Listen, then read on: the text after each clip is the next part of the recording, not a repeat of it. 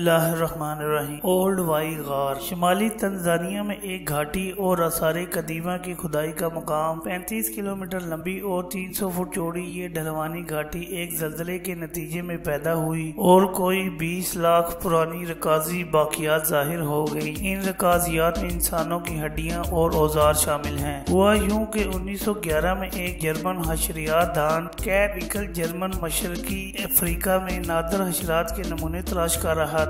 وہ اتفاقاً old Y George جا پہنچا اور ایک ڈھلوانی چٹان کی سطح پر کچھ مدفون فوسل ہڈیاں دیکھی۔ ہڈیوں کو نکال کر برنر لے جایا گیا، جہاں دلچسپی رکھنے والے ماہرین رکازیات نے انہیں 3 انگلیوں والے ایک قدیم گھوڑے ہپاریون کی باقیات کے طور پر شناخت کیا۔ اس کارروائی نے جرمن یونیورسٹی کے ایک جیولوجسٹ ماہر ارضیات ہینس ریک کی توجہ حاصل کر لی اور وہ قائل ہو گیا کہ اولڈ وائی سے یقیناً مزید فوسلز بھی مل سکتے ہیں۔ چنانچہ ڈاکٹر ریک نے 1913 میں ایک مہم تیار کی اور گھاٹی تک گیا۔ اس کی دریافتیں حیرت انگیز تھیں۔ سینکڑوں کی تعداد میں معدوم انواع کے فوسلز کھوج نکالے گئے، ان میں سے متعدد کے متعلق سائنس لا علم تھی۔ ریک کی دریافتوں میں ایک ہومو اسپیشیز کا ڈھانچہ تھا جو اس کے خیال میں 10 لاکھ سال پرانا تھا، لیکن بعد کی تحقیقات سے پتہ چلا کہ وہ 20,000 سال سے زیادہ عرصے کا پہلے کا نہیں۔ 1914 میں پہلی عالمی جنگ شروع ہونے پر ریک کی تحقیقاتی ٹیم کو اپنا کام روکنا پڑا اور کھوج دوبارہ شروع کرنے میں 17 برس لگ گئے۔ 1931 میں پتھر کے دور کے دستکاری کے نمونے ڈھونڈنے کی خاطر ایک نئی مہم منظم کرنے میں افریقہ نژاد ماہر رکازیات لوئس لیکی کا کردار بہت فعال تھا۔ وہ برلن گیا اور پروفیسر ریک سے کہا کہ وہ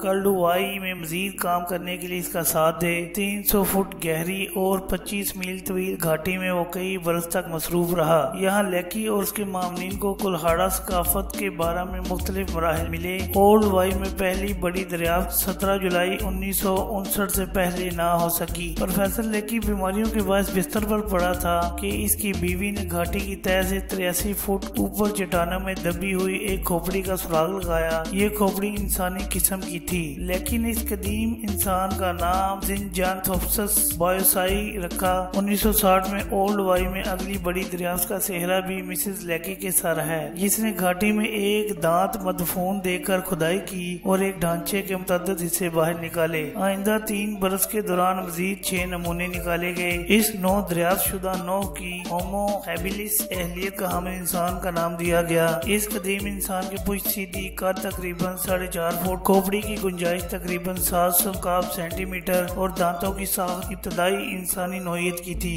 اس کے ہاتھوں کے انگوٹھے انگلیوں کے سروں کو چھونے کے قابل تھے، جس کے باعث وہ اوزار بنانے میں قابل ہو سکا۔ اس کے پاؤں واضح طور پر جدید ساخت کے حامل تھے۔ وہ 10 تا 20 لاکھ سال قبل کرۂ ارض پر رہا۔ پروفیسر لیکی اسے ہومو اسپیشیز کا براہ راست جد امجد قرار دیتا ہے۔